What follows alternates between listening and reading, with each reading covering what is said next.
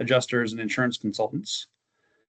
Before we really get into the heart of this, Karen, was there any info you want to provide folks before we start off? No, and we're getting several folks joining. Yeah. So just that I am recording this meeting. And then we will put the meeting video up on the website. Okay, great. Thanks, Karen. So there's several folks that I recognize as far as participating today, but there are several folks I don't recognize. So it was part of the agenda. I just wanted to make sure we left some time for introductions here. So I can kind of go ahead and start things off. For those who don't know me, my name is Brian Feldheim. I'm one of the senior policy advisors here at DFR. I was largely working with staff on this proposed rulemaking as far as additional revenue need and adjusting some of the fees that we've had on the books for quite some time that have not changed. And I'll kind of go down the list here from staff. You just saw on camera just a moment ago. Karen, you want to introduce yourself? Yes. Where did my person go? I am Karen Winkle, the rules coordinator for the division. Great, thanks, Karen. And I'm just going to go down the list of staff members. If I call out your name, if you would just do a quick introduction, if you wouldn't mind. Stephanie. Hi, Stephanie Claude-Felter. I'm the administrative specialist for the policy team. Thanks, Stephanie. And Jason. Hi, good afternoon. My name is Jason Flanagan, and I am the senior compliance specialist for the producer licensing team. Thanks, Jason. And Shelley. Okay. Hi there. I'm Shelley Greiner. I'm the budget coordinator for the division. Thanks, Shelley. And John. Greetings all. My name is John Hayworth. I'm the insurance licensing and retaliatory tax manager here at DFR. Thanks, John. And then in no apparent order, I'm going to go down the folks attendees I have here. If you wouldn't mind, just as a call your name, just doing a brief introduction and which entity you represent. And then also just as a final, if you are participating today as a RAC member or interested party. So we'll start off with Andrew Holt. Good afternoon, everyone. My name is Andrew Holt. I am the State Government Relations Director for NAFA here in DC. Great. Thanks, Andrew. And Emily Coates. Hi, everyone. I'm Emily Coates. I work with the Legislative Fiscal Office, and I'm the budget analyst for DCBS. Thank you, Emily. And Ed.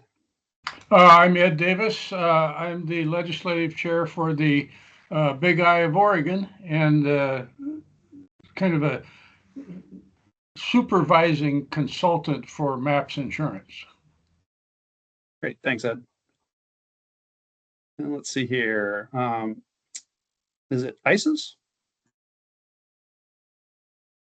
Yeah, hi, Isis Thornton Saunders here on behalf of Professional Insurance Agents of Oregon, along with Kim Legato as well. Great, thank you. And Jeffrey. Hello, I'm Jeffrey Gould, Legislative Chair for the National Association of Public Insurance Adjusters. Great, thanks. And Jim.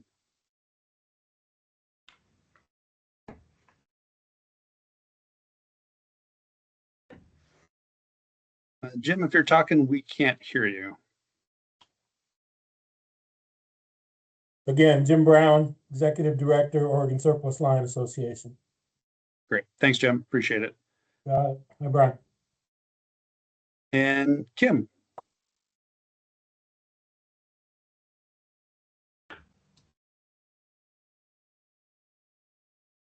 And Kim, if you're talking, I can't. Yeah, oh, Kim Legato with Executive Vice President for PIA of Oregon and the Western Alliance. Great, thanks. And Mike?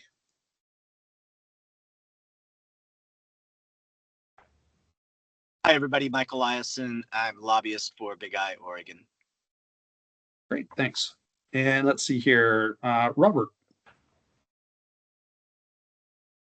Hi, my name is Robert Mulcair. I am the past president for NABIP Oregon and then the principal life and health broker for High Street Insurance West. Great, thanks, Robert. And I believe the couple more here to go. Looks like we have Roger next. Hey everyone, good afternoon. Roger Moore here. Like Andrew, I'm with NAFA. I'm the policy director with NAFA's government relations team. Thank you. And then Lori. Good afternoon, everyone. Lori Wolf. I'm the Chief Regulatory Affairs Officer for NIPR, and we work closely with Jason and his team with all things Oregon and state business rules. So I'm just on as a stakeholder in case there's any questions. I apologize, I'm not on camera. I'm traveling, so I will be muted most of the time, but I will, I hopped on just in case there would be some questions. I can be on for about a half hour. All right, appreciate you hopping on the call with us today. Thank you. All right, I'm just double checking to see if anyone else has joined us. I don't believe so. So I believe that concludes our introductions here today. Real quick, if there's anyone I happen to miss, if you want to raise your hand real quick or just let me know in the chat, that's fine. But I think I covered everyone here. So, all right, I think we're gonna go ahead and move on to the next agenda item. Just want to give folks a little bit of a background of what we're doing with this proposed rulemaking. This rulemaking is relatively straightforward. It's not too often that we have a rulemaking that is this straightforward. What we're doing with this rulemaking is the Division of Financial Regulation, or I'll commonly refer to as DFR, is looking to kind of right size some of the fees that we charge for services that we provide. One of the areas that we're looking to do that is around the fees that we charge, both for initial applications, license issuance, and renewals for insurance producers, claims adjusters, and insurance consultants. Part of the meeting materials that went out with the invitation, there was 3 documents. There was a copy of the agenda, a copy of the red lines for the rules as far as the proposed fees that we're putting forward. And then the third document was this, what's called a statement Statement for Need and Fiscal Impact, or as we refer to by the acronym as SNFI. That third document, the SNFI document, elaborates a little bit more as far as why we're doing this rulemaking. One of the pieces that I would like to discuss here a little bit is just kind of some background around DFR. So DFR is a self-funded agency. We fund through a couple of different kind of revenue streams, one of them being the fees that we charge to producers, adjusters, and consultants. We also charge companies fees as far as for certificates of authority. We charge for examinations as far as that we do solvency and market conduct. Those fees are charged directly to insurance companies. And then also we do an assessment, and this is a good chunk of where DFR's funding comes from. It is a percentage of premiums that insurance companies that doing business in Oregon are assessed. It's just a flat rate. Right now in statute, we are capped at 9 basis points or 0.09% of premiums charged. We had one of our folks in a different division under the umbrella of the division, the Department of Consumer and Business Services, or DCBS. That's our kind of our parent or umbrella agency. Is responsible for looking at all the various divisions, revenue streams, our needs, as compared to what our budgets are that are approved by the legislature and signed by the governor. One of the areas that we've been looking at and have had some concerns with here at DFR is the assessment that we charge.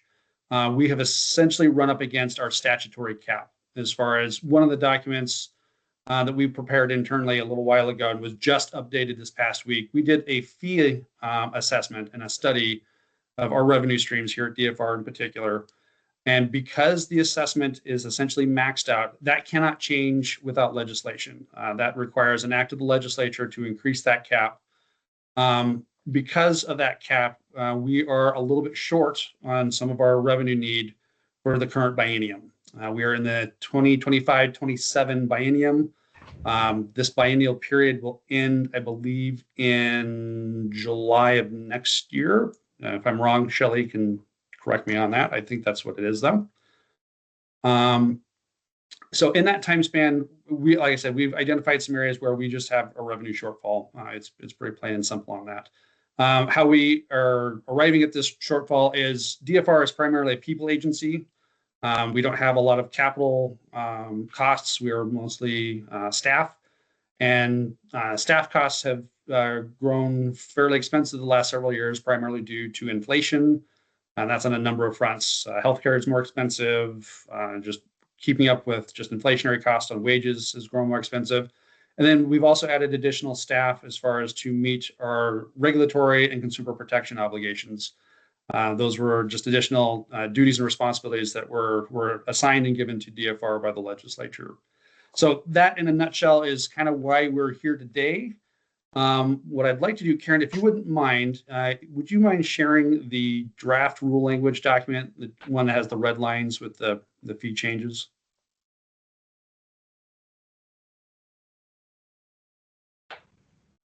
Great. Thanks for doing that.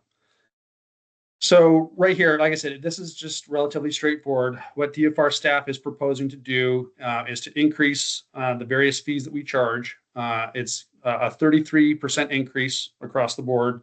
As a one-time go, that seems like it's fairly steep. But one of the things I did want to share with folks is just in the research I was able to do in the lead up to this rulemaking, these fees have not changed that I could find in the last 25 years. I found some old documentation and some old reports that the predecessor to DFR did on an annual basis, showing where counts are at as far as producers, adjusters, and consultants, and was kind of keeping a running dialogue of what those fees were. I also looked at the legislative record and the rulemaking record for the statutes and rules that govern these fees. At the very top there, you can see the Oregon Administrative Rule that governs these fees. It's 836-009-0007.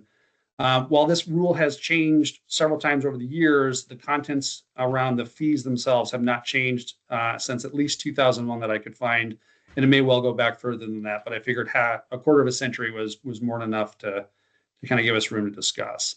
So that's me talking a lot about why we're doing this. I think it would be good if I kind of opened it up to folks on the rack as far as any concerns you may have, anything that you're worried about as far as the various constituent groups that you represent. And I should have done this at the very beginning. This is my mistake for not doing so. So for folks who have not been involved on a RAC committee before, we do this to solicit outside guidance and advice from parties that rules are likely to impact. We will take any commentary or any advice into consideration, but it is not a binding group as far as if we find that there's maybe an irreconcilable difference on a rule text or something like that. If the RAC wants us to go one way and we decide to go another, the RAC decision is not binding. It's an advisory group. So just want to make sure that we're clear on that. We here from staff will do our best to answer questions in this environment. If there happens to be someone who's not, air quotes, in the room, we'll circle back to folks as far as to try to get you answers as timely as we can. One last bit here too. We are not able to make firm commitments in a RAC environment. Like I said, this is an advisory capacity. This is to kind of share thoughts and knowledge around proposed rule language. But again, anything that we discuss here, while we will take it under advisement, is not itself binding. So hopefully I have explained that clearly. I know several folks here have participated before, so this should be kind of old hat. But for those who have not participated before, I just want to give you some inside baseball on how this process works. So I think with that would be a good time to open this up to folks who indicated that they would like to participate as active RAC members. If you wouldn't mind, if you would like to make verbal comments, just please use the raise hand function with Teams. If you're a little microphone shy and don't want to do that, you're also welcome to offer comments in chat. That's perfectly fine. But I will just kind of open it up to members of the RAC committee itself as far as for any comments, concerns, or advice you'd like to share.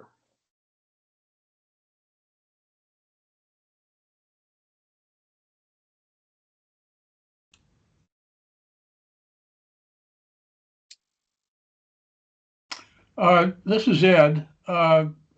Somehow I have in my head that the last renewals were like $99.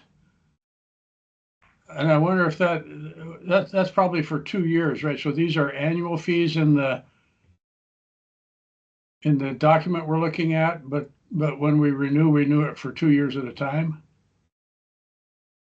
I believe these fees, because they renew, and maybe Jason can tell me, I think these are good for 2 years. So I believe the fee charged is for a 2-year basis. Jason, does that sound right to you? Yes, that's correct. All of the licenses are issued for 2 years. Probably the difference that you're seeing, like renewals are less expensive than initial applications because there's an application fee that comes with an initial license that doesn't exist on a renewal. Right. So yeah, Ed, to your question, as far as this should be, as far as at time of issuance, which again is 2 years, and then at time of renewal. So these fees should be on a 2-year basis, not a 1-year basis. I just, for some reason, I'm thinking the last time I renewed it was $99 rather than 60 or 45. It's hard to say. I would have to look up your specific license to see what happened, but an application for renewal that's submitted after the expiration date does double the fee by statute. So I'm not saying that's what happened with yours, but that's a possibility. I'll have to go back and look. But I had the same expectation when the first announcement about this came out, is that I haven't seen any increase in these fees for 20 years plus. So we're due. Been a while. Ed, thanks for the question. And yeah, we're more than happy to check on that if you like, as far as if Jason, if you, I can take notes too, but if it's not too much. I'll go back and check my records, and if I still have a question, I'll email you. Okay, that sounds fair enough. Yeah, happy to do that. Happy to check on that. All right, I know we have a couple of folks with raised hands. Robert, I think you were next up. Go ahead. There we go. I guess on it was kind of a question. We kind of touched on it at the end of that one, but just making sure that, I was reading some of these notes correctly. That has it, really been since 2001 since these fees were touched before? Everything that I did in my research indicated yes. As far as in one instance, there may have been a slight period of time in the early 2000s where the renewal fee may have gone down a little bit and then bobbed back up, but I couldn't find enough supporting documentation around that. But yeah, it's for certain, it's been at least 15 years solid, but everything else I saw was indicating at least 25 years. Got it. Okay. And a little bit extra color around that too. When our staff did the fee study, we looked at some of our neighbors to the north and south, as well as to the east, as far as the fees that they're charging. Even with the increase here in Oregon, we would still be one of the least expensive states as far as with the fees that we charge. And I know that when we were doing the fee study, we actually looked at a national average too on these fees. And even with the increase, I believe Oregon still comes in below the national average as well with the proposed fee structure. Okay.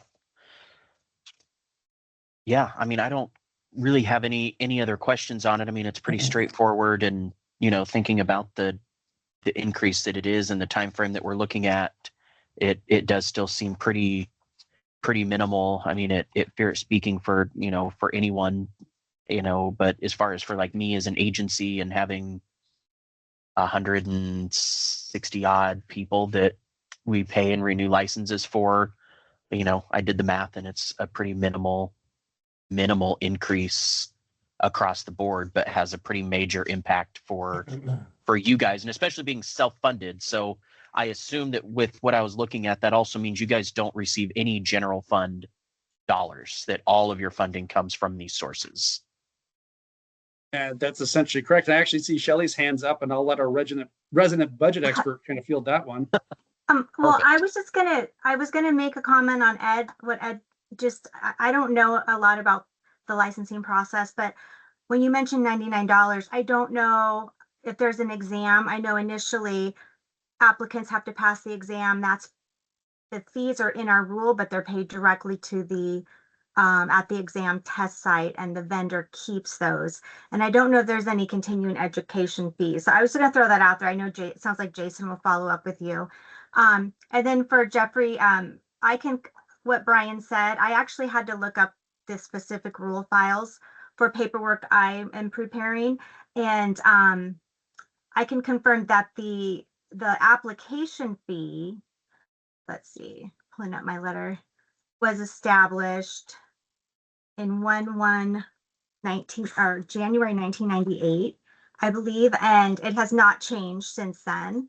And then our other fees, license renewal, their last change was January of 2001. That's it. And we are there are some programs that do get some general funds. This is not one of them. There's been a few things that the legislature has given us that have come with a general fund appropriation, but insurance related are all other funds.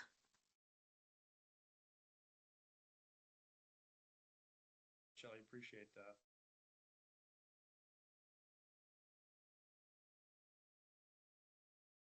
that. My sense is that the general fund contributions have typically come with additional services expected of the division for things like wildfire and other kinds of research that aren't normally incorporated in your mission. Yep, and that's great. That's true. And actually, I can give a very recent example. So related to insurance, we received a little under $2.5 million in general funds from the 2025 session. We are doing some kind of a grant program as far as for the affordable housing and shelter space market, as far as it's designed as a premium relief program. That was general fund money. So when we get projects like that or additional responsibilities, that's typically where we see some of the general funds come in. But yeah, the vast majority of our insurance operations we're self-funded through fees and the assessment.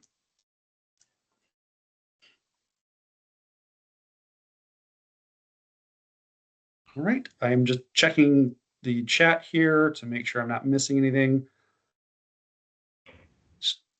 So what I would like to do, it sounds like we've had most of the folks who wanted to comment from the RAC membership have had a chance to do so.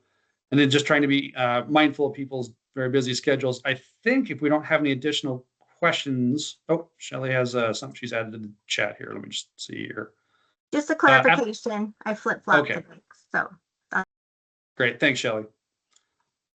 What I'd like to do here is anyone that was an interested party, if you would like to provide comments, if you have any questions or would like clarification, I think now would be a good time to go ahead and do that.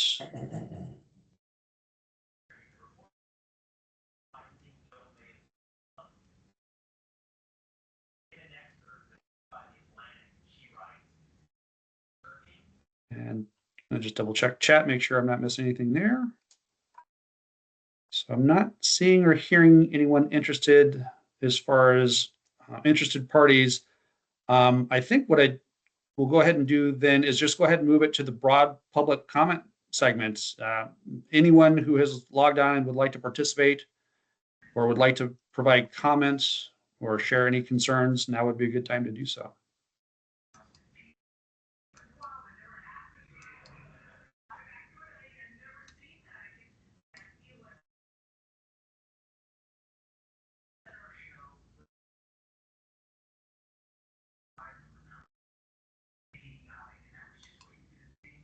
And it looks like Jason's checking your status in real time, Ed. He dropped some information in there for you.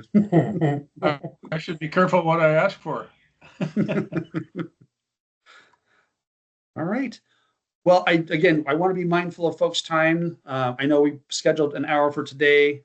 One never quite knows as far as how much or how little interest we'll get from these discussions. But as we've mentioned, and I'm sure you're all aware, this is a fairly straightforward rulemaking. Again, we're just proposing to move those fees. The red line fees are not slated to change. We just, as I mentioned just a minute ago, had an updated fee study that was completed last week. While we've identified some additional revenue shortfall, we don't feel that we're going to try to make up that full shortfall with this fee increase here. So we're not proposing to change this fee increase. So again, it would be a 33% increase across the board between application, issuance, and renewal. So what I did want to do is, again, if anyone wants to speak out here or share information, you're more than welcome to do so.